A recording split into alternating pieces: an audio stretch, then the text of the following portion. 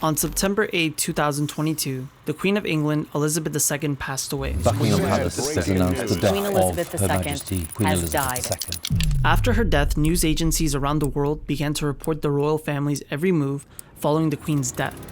The mainstream media has painstakingly portrayed the British monarchy as a grieving family that deserves the world's sympathy. Considering the international coverage given to the late Queen and the royal family, the question has to be asked: what makes the royal family worth idolizing?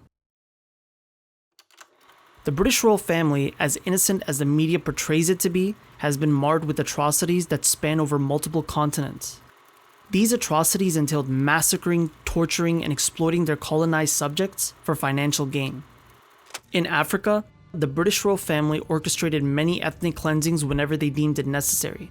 During Elizabeth's first year as queen, British soldiers forced 1.5 million Kenyans into concentration camps where they were starved, beaten, and humiliated for their perceived insubordination from 1952 to 1963. In India, the royal family had allowed atrocities to be carried out on the subcontinent population. The infamous East India Company, which was given an official royal charter by the British monarchy, was responsible for committing systematic horrors such as mass starvation, which claimed an astonishing 35 million lives in India alone. In the pursuit of exploiting and plundering resources for personal gain, the royal family has had no problems by using horrific means to meet their selfish ends. To this day, the British royal family has not acknowledged the turmoil it has afflicted on the world stage. It's important to understand that Muslims have historically been targets of the royal family's crusades against them because of their unwillingness to submit to British colonialism. Shockingly, Muslims in the UK and other parts of the world had begun to mourn the Queen's death despite the horrendous track record that the royal family has had in Muslim lands. Some have even shown disturbing displays of kufr, such as prostrating at the Queen's casket or making pilgrimage to Mecca on her behalf.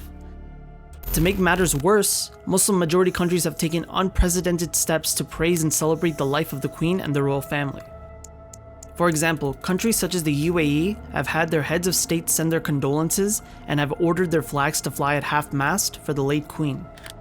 Bangladesh dedicated 3 days for its citizens to mourn the Queen's death, despite the fact that the royal family had intentionally starved ethnic Bengalis during the Bengal famine of 1943, which led to the death of over 3 million people. This tone-deaf response from the Muslim community betrays those who've suffered tremendously at the hands of the royal family. When Muslim countries begin to honor war criminals and genocidal dynasties that have intentionally murdered millions of innocent civilians at an unparalleled scale, what sort of message does this send?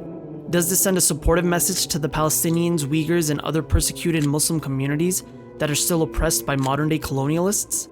Or does it send a message to the world that we in the West are okay with Muslims being murdered by Islamophobic governments?